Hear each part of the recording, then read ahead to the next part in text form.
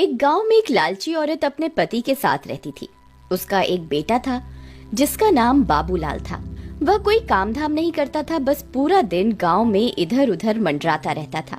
एक बार अगर और मुझे राम प्यारी बोले ना तो एक लगाऊंगी। चुपचाप यहाँ से चला जा, नहीं तो मुझसे बुरा कोई नहीं होगा।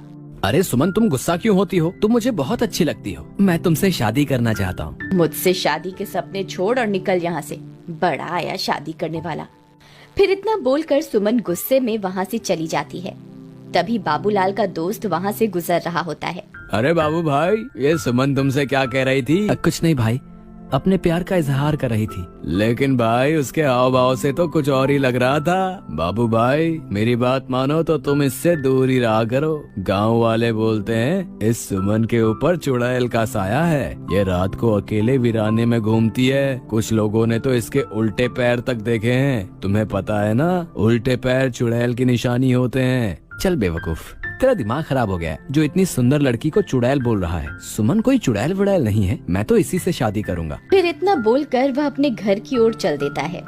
माँ, अब मेरी शादी की उम्र हो गई है। मेरी किसी सुंदर सी लड़की से शादी करवा दो ना। हाँ हाँ, क्यों नहीं। अगर राजा बेटा का कोई और भी अरमान है तो वो भी बता दीजिए। आपके सारे अरमान एक साथ ही पूरे करवा देंगे। काम धाम तो कुछ करना नहीं है। तेरी उम्र के सारे लड़के कुछ ना कुछ काम कर रहे हैं और एक तू है, पूरा दिन घूमता रहता है और मुफ्त की रोटियां तोड़ता रहता है। भला तुझ जैसे लड़के को कोई अपनी लड़की क्यों देगा? पहले कोई काम धाम करके कुछ पैसे वैसे कमा के दिखाओ, फिर शादी के सपने देखना। चल भाग यहाँ से, आवारा कहीं का। तो किसी काम धाम का नहीं है। देखो ना माँ, पिताजी हमेशा मेरी बेइज्जती करते रहते हैं। किसी दिन मैं घर छोड़ के ही चला जाऊंगा। अरे नहीं नहीं बेटा, कैसी बातें कर रहे हो? ये सब तुम्हारा ही तो है। अजी आप तो रह नहीं तो हर वक्त मेरे भोले भाले बेटे को नीचा दिखाते रहते हो। अजी हमारे पास इतनी धन दौलत है, क्या आप ये सब अपने साथ ऊपर लेके जाओगे? भला मेरे बेटे को कमाने की क्या जरूरत है? माँ, मुझे सुमन बहुत पसंद है। तुम उसके घर मेरा रिश्ता लेकर जाओ ना। ठीक है, मैं कल ही सुमन के माता पिता से तुम्हारे रिश्ते की बात करने जाऊंगी। फिर अगले दिन बाबूलाल की माँ सुमन के घर रिश्ता लेकर जाती है और उन्हें अपने पैसों का रुबाब दिखाती है। देखिए बहन जी, आप बहुत अमीर लोग हैं और हम गरीब। मेरे पास आपको देने के लिए कुछ भी नहीं है। तुम्हारी किस्मत बहुत अच्छी है जो तुम्हारी लड़की की शादी मेरे बेटे से हो रही है। बस तुम सुमन की शादी मेरे बेटे से करवा दो, मुझे तुमसे कुछ नहीं चाहिए। इतना बोलकर वह वापस अपने घर की ओर चल देती है। अगले दिन सुमन और बाबूलाल की शादी हो जाती है। बाबूलाल सुमन से शादी करके फूला नहीं समाता। रात होने पर बाबूलाल और सुमन अपने कमरे में सो रहे होते हैं। तभी सुमन उठती है और सीधा घर से बाहर निकल जाती है और जंगल की ओर चल पड़ती है। बाबूलाल के दोस्त को सुमन पर पहले से ही शक होता है, इसलिए वह उस पर पहले से ही निगरानी रखे हुए होता है। अरे ये भाभी इतनी रात गए कहाँ जा रही है? मुझे इनका पीछा करना होगा। फिर चीमा सुमन का पीछा करने लगता है। तभी देखते ही देखते सुमन चुड़ैल में बदल जाती है और गुफा के अंदर घुस जाती है। चीमा की आंखें फटी की फटी रह जाती हैं। फिर वह भी उसके पीछे पीछे गुफा के अंदर घुस जाता है। ए हैवानों के देवता, मैं आपको 9 बलि चढ़ा चुकी हूँ। बस एक बलि और चढ़ाते ही मैं सर्वशक्तिमान बन जाऊंगी। फिर मैं इन शक्तियों से पूरी दुनिया पर राज करूंगी। मुझे अभी के अभी सारी बात बाबूलाल को जाकर बतानी होगी। फिर वह सीधा भागता हुआ बाबूलाल के घर जाता है और खिड़की से उसे आवाज देता है। बाबू भाई उठो, मुझे तुम्हें बहुत जरूरी बात बतानी है, जल्दी उठो। अरे क्या हुआ भाई, इतनी रात तुम यहाँ क्या कर रहे हो? भाई मैंने तुम्हें पहले ही कहा था कि तुम्हारी बीवी चुड़ैल है, लेकिन तुमने मेरी बात का विश्वास नहीं किया था। भाई मुझे लगता है कि तुम्हारा दिमाग खराब हो गया है, जो ये बहकी बहकी बातें कर रहे हो। अच्छा तो ये बताओ कि क्या सुमन घर पे है? इतने में सुमन वहाँ आ जाती है। क्या हुआ चीमा भैया, इतनी रात गए कैसे आना हुआ? चीमा सुमन को घर पर देखकर हक्का बक्का रह जाता है। अब कुछ नहीं भाभी जी, मैं तो बस यहाँ से गुजर रहा था तो सोचा बाबू से मिलता चलूं। अच्छा अब मैं चलता हूँ। इतना बोलकर चीमा वहाँ से दुम दबा के भाग जाता है। अजी क्या हुआ, ये आपका दोस्त आपसे क्या कह रहा था? कुछ नहीं, बस ऐसी ही बेकार की बातें कर रहा था। चलो अब तुम सो जाओ, रात बहुत हो गई है। फिर सुबह होने पर वह सेठानी गुस्से से लाल हो जाती है क्योंकि सुमन अभी तक सो रही होती है। ए बहुरानी, अभी तक सो रही है क्या? घर का काम कौन करेगा? चल जल्दी उठ, मैंने काम वाली की छुट्टी कर दी है। आज से घर का सारा काम तुझे ही करना है। फिर सेठानी के जोर जोर से चिल्लाने की वजह से सुमन की नींद खुल जाती है और वह गुस्से से लाल हो जाती है। रुक बुढ़िया, तुझे मैं अभी बताती हूँ। फिर सुमन गुस्से में बाहर आती है। ए बुढ़िया, क्यों शोर मचा रही है सुबह सुबह? मेरी सारी नींद ही खराब कर दी। अरे दैया, इसकी हिम्मत तो देखो, मुझे बुढ़िया बुला रही है। तेरी इतनी हिम्मत, मुझे बुढ़िया बोलेगी? चुपचाप घर का ये सारा काम निपटा दे। तेरे माँ बाप ने वैसे भी दहेज में फूटी कौड़ी भी नहीं दी है। मैं कोई काम वाम नहीं करने वाली, जो करना है कर लो। तेरी इतनी हिम्मत मुझे मना करेगी? रुक, तुझे अभी बताती हूँ। अरे मर गई रे, ये क्या हो गया? तेरी इतनी हिम्मत, मुझे अभी के अभी छोड़ दे। बाबू बाबू, ओ बाबू, देख तेरी बीवी मेरे साथ क्या सलूक कर रही है। जल्दी आ, मुझे इससे बचा, नहीं तो ये मेरे सारे बाल नोच डालेगी। फिर अपनी माँ की चीख पुकार सुनकर बाबू दौड़ा दौड़ा अपने कमरे से निकलकर वहाँ पहुँच जाता है। वह यह सब देखकर हैरान रह जाता है।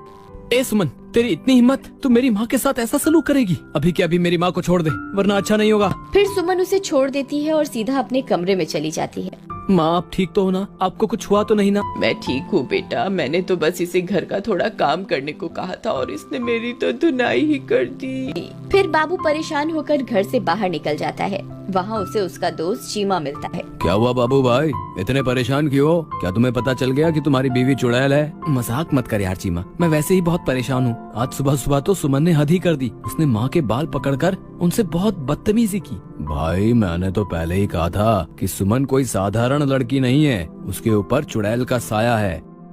एक बहुत आसान रास्ता है, अगर तुम उस चुड़ैल के सामने आईना रख दोगे तो तुम्हें उसकी असलियत उस आईने में दिख जाएगी। फिर वे दोनों अपने अपने घर की ओर चल देते हैं। रात होने पर बाबू सुमन के लिए एक फूलों का गजरा लेकर घर पहुंच जाता है। अरे भगवान, तुम कहाँ हो? देखो आज मैं तुम्हारे लिए क्या लाया हूँ। सुमन वहाँ आती है और गजरा देखकर बहुत खुश हो जाती है। फिर वह गजरा अपने बालों में लगाकर शीशे के सामने पहुँच जाती है। तभी उसके पीछे पीछे बाबूलाल भी पहुँच जाता है। सुमन जैसे ही अपने आप को शीशे में देखती है, उसकी असलियत उसमें दिखाई देने लगती है।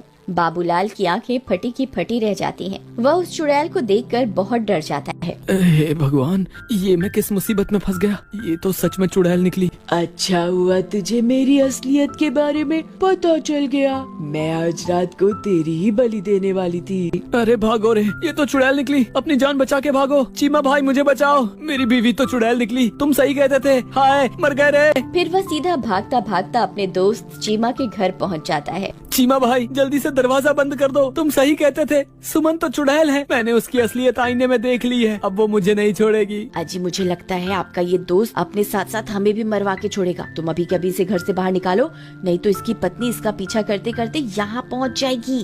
तभी जोर जोर से दरवाजा खटखटाने की आवाजें आने लगती हैं। वे सब लोग डर जाते हैं। अरे दैया, लगता है इसकी पत्नी इसका पीछा करते करते यहाँ पहुँच गई। चीमा भाई, गलती से भी दरवाजा मत खोलना, नहीं तो वो चुड़ैल हम में से किसी को भी जिंदा नहीं छोड़ेगी। अरे मर गए रे। बाबू भाई, भाभी तो चुड़ैल बनकर हमारे दरवाजे पर खड़ी है, अब क्या करें? मैं तो कहती हूँ इस बाबूलाल को उठाकर घर से बाहर फेंक दो। वह चुड़ैल इसी की तलाश में यहाँ आई है। बहुत शौक चढ़ा था ना इसे सुंदर स्त्री से शादी करने का, अब भुगतने दो इसे। चलो भाई बाबूलाल, अभी के अभी मेरे घर से बाहर निकलो। चलो चलो चलो। नहीं, मैं कहीं नहीं जाने वाला। मैं अकेला नहीं मरूंगा। अगर तुमने मेरा साथ नहीं दिया तो मैं तुम्हें भी अपने साथ लेकर मरूंगा। अरे दैया, ये तो अपने साथ हमें भी मरवा के छोड़ेगा। अजी, आप ही कुछ कीजिए ना। बाबू भाई, मेरे घर में छोटे छोटे बच्चे भी हैं। अगर ये चुड़ैल इस घर में घुस गई तो हमारे साथ हमारे बच्चों को भी नहीं छोड़ेगी। कृपा करके तुम इस घर से निकल जाओ। ठीक है दोस्त, मैं अपनी वजह से तुम्हारे मासूम बच्चों की जान खतरे में नहीं डाल सकता। मैं अभी के अभी इस घर से चला जाता हूँ। शुक्र है भगवान का, इस आफत से जान तो छूटी। रुको मेरे दोस्त, अगर मरना ही है तो मैं भी तुम्हारे साथ मरूंगा। राधा, तुम अंदर बच्चों के पास चली जाओ। मैं अपने दोस्त को यूँ अकेला नहीं छोड़ सकता। मुझे अपनी दोस्ती निभानी होगी। अजी, आप पागल हो गए हैं क्या? वह चुड़ैल एक ही बार में आपकी जान ले लेगी। आप इसकी वजह से खुद को मौत के मुंह में क्यों धकेल रहे हैं? अगर मैंने आज अपने दोस्त का साथ नहीं दिया तो ये दुनिया कभी भी किसी की दोस्ती पर एतबार नहीं करेगी। अगर अपनी दोस्ती साबित करने के लिए अपनी जान भी देनी पड़ी तो मैं दे दूंगा। चलो बाबू भाई, मैं भी तुम्हारे साथ चलूंगा। चीमा भाई, मुझे तुम्हारी दोस्ती पर कोई शक नहीं है, लेकिन तुम मेरी वजह से अपनी जान मत दो। हम दोनों मिलकर भी इस चुड़ैल का सामना नहीं कर पाएंगे। हमारा मरना तय है। तुमने सही कहा, हम दोनों इसका मुकाबला नहीं कर पाएंगे, लेकिन मैं किसी को जानता हूँ जिसके सामने ये चुड़ैल पल भर के लिए भी नहीं टिक पाएगी। तभी चीमा भागकर घर में बने मंदिर की ओर जाता है। हे महाबली हनुमान, हम आपके बिना इस चुड़ैल का सामना नहीं कर सकते। आज फिर से एक बार बुराई को हराने के लिए हमें आपकी जरूरत है। कृपा करके हमारे साथ चलिए महाबली। चलो भाई। अब इस चुड़ैल को सबक सिखाने का वक्त आ गया है। अरे वाह वाह, हम 2 नहीं है चुड़ैल, हम 3 हैं। बोलो महाबली हनुमान की जय, सियापति रामचंद्र भगवान की जय, पवन सुत हनुमान की जय। अरे अरे मर गई रे, ये तूने क्या कर दिया? हे भगवान मुझे क्षमा कर दो, मुझसे बहुत बड़ी गलती हो गई। हे महाबली, हे सर्वशक्तिमान, मुझे क्षमा कर दो। मैं आज के बाद किसी व्यक्ति को नहीं सताऊंगी। फिर कुछ ही पलों में वह चुड़ैल जलकर खाक हो जाती है और एक बार फिर बुराई पर हमेशा की तरह अच्छाई की जीत होती है।